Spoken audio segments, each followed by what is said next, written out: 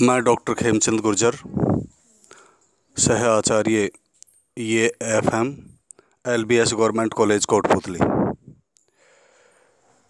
प्रिय विद्यार्थियों, आज हम बीकॉम पार्ट सेकंड के पेपर सेकंड फाइनेंशियल मैनेजमेंट के टॉपिक अनुपात विश्लेषण रेशियो एनालिसिस के बारे में अध्ययन अध्यापन करेंगे। सबसे पहले हम बात करते हैं अनुपात विश्लेषण के अर्थ की। जब दो संख्याओं के मध्य गणितीय संबंध को प्रदर्शित करना हो तो इसे अनुपात कहते हैं। वित्तीय विश्लेषण में इस प्रकार का संबंध लाभ हानि खाते के दो मदों के मध्य या आर्थिक चिट्ठे के दो मदों के मध्य अथवा एक लाभ हानि खाते तथा दूसरा आर्थिक चिट्ठे के अवयवों या मदों के मध्य स्थापित किया जा सकता है। अनुपातों की अभिव्यक्ति एक्सप्रेशन ऑफ रेशियोज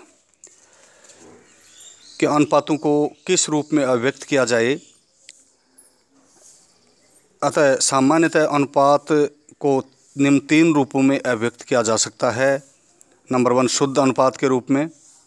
इस विधि में दो मदों के मध्य संबंध को सीधे ही अनुपात के रूप में व्यक्त किया जाता है। यह अनुपात एक मद की संख्या में दूसरे मद की संख्या का भाग देकर ज्ञात किया जाता है।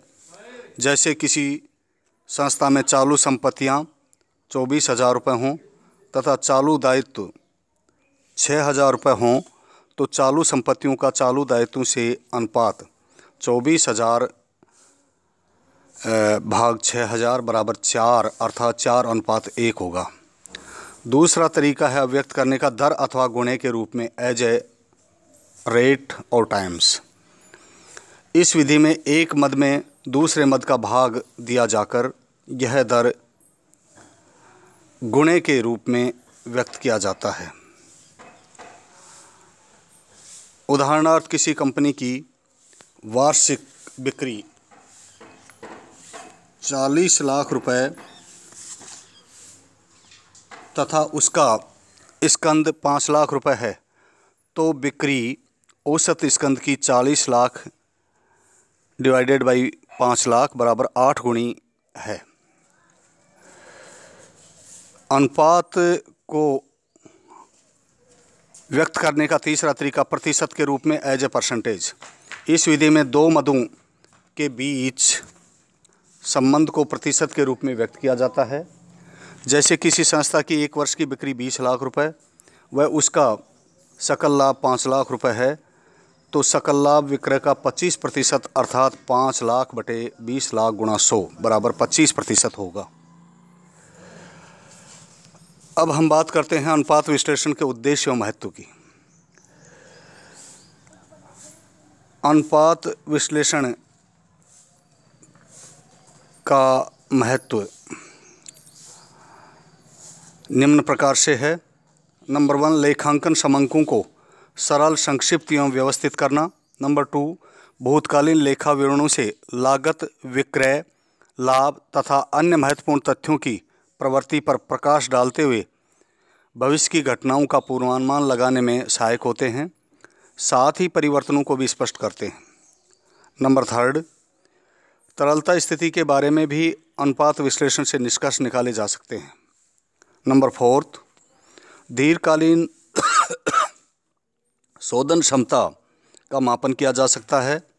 नंबर 5, विभिन्न क्रियात्मक या आवर्त अनुपात एक्टिविटी या टर्नओवर या इफिशिएंसी रेशो परिचालन कुशलता का माप करने में सहायक होते हैं। नंबर 6, लाभदायकता का माप। विभिन्न लाभदायकता अनुपातों के माध्यम से फर्म की लाभदायकता का मापन करना सरल होता है। नंबर 7, अंतर फर्म तुलना इंटर फर्म कंपैरिजन। लेखांकन अनुपात संस्थाओं एवं संस्था के विभागों की तुलना के लिए सर्वोत्तम उपकरण माना जाता है। नंबर 8 जो कि लास्ट है, प्रभावी नियंत्रण। अनुपात विश्लेषण का प्रयोग संस्था के कार्य परिणामों तथा लागतों पर उचित नियंत्रण के लिए किया जाता है।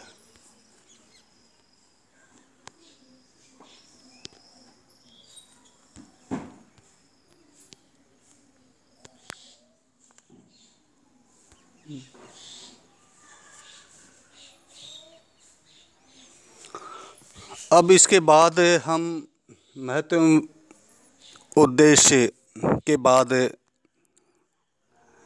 देखते हैं कि अनुपात विश्लेषण की सीमाएं भी होती हैं। अनुपात विश्लेषण व्यावसायिक संस्थाओं के वित्तीय मूल्यांकन का एक उपयोगी साधन है, किंतु जहां एक ओर इसकी उपयोगिता प्रमाणित होती है, वहीं दूसरी ओर इसके उपयोग की कुछ सीमाएं भी हैं। यदि इन अनुपातों का प्रयोग व विश्लेषण गलत तरीके से किया जाता है तो परिणाम अशुद्ध तथा भ्रमात्मक हो सकते हैं। अतः विश्लेषक को अनुपातों के आधार पर विश्लेषण करते समय अंतर्निहित सीमाओं का अवश्य ध्यान रखना चाहिए। ऐसी प्रमुख सीमाएं इस प्रकार से हैं। नंबर 1, एक अकेले अनुपात का सीमित महत्व होता है। एक अकेला अनुपात अपने आप में अर्थहीन होता है, यह संपूर्ण चित्र प्रस्तुत नहीं करता है। अतः निष्कर्ष निकालते समय सभी संबंधित अनुपातों पर विचार कर लेना आवश्यक है। नंबर 2, गुणात्मक विश्लेषण का अभाव। अनुपात किसी समस्या के परिमाणात्मक पक्ष को व्यक्त करता है, न कि गुणात्मक कारणों का स्पष्टीकरण करता है। नंबर 3, ऊपरी दिखावों से प्रभावित, विंडो ड्रेसिंग से प्रभावित। कभी कभी वित्तीय विवरणों में कुछ झूठे दिखावे, विंडो ड्रेसिंग भी होते हैं, जिनका प्रभाव वित्तीय अनुपातों पर भी पड़ता है। अतः विश्लेषणकर्ता को निर्वचन करते समय इनका भी ध्यान रखना जरूरी है। लेखांकन की स्वाभाविक सीमाओं का प्रभाव।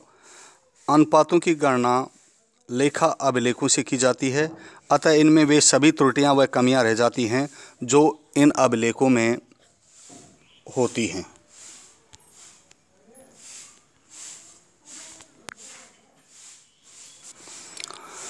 नंबर 5, सुदृढ़ निष्कर्ष व निर्णय का स्थानापन्न नहीं।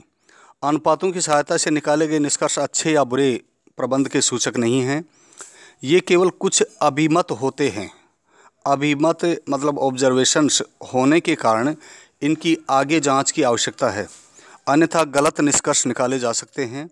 इसीलिए कहा जाता है कि अनुपात विश्लेषण सुदृढ़ निष्कर्ष व निश्चित निर्णय निकालने का स्थानापन्न नहीं है, बल्कि एक ऐसा उपकरण है जो जटिल परिस्थितियों में निर्णय को लागू करने में आवश्यक सहायता प्रदान करता है।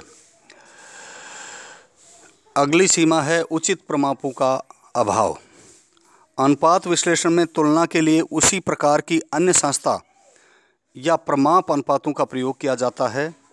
सभी प्रकार की संस्थाओं के लिए किसी एक अनुपात को प्रमाप अनुपात स्टैंडर्ड रेशियो नहीं कहा जा सकता है, क्योंकि अलग अलग व्यावसायिक संस्थाओं की फर्मों की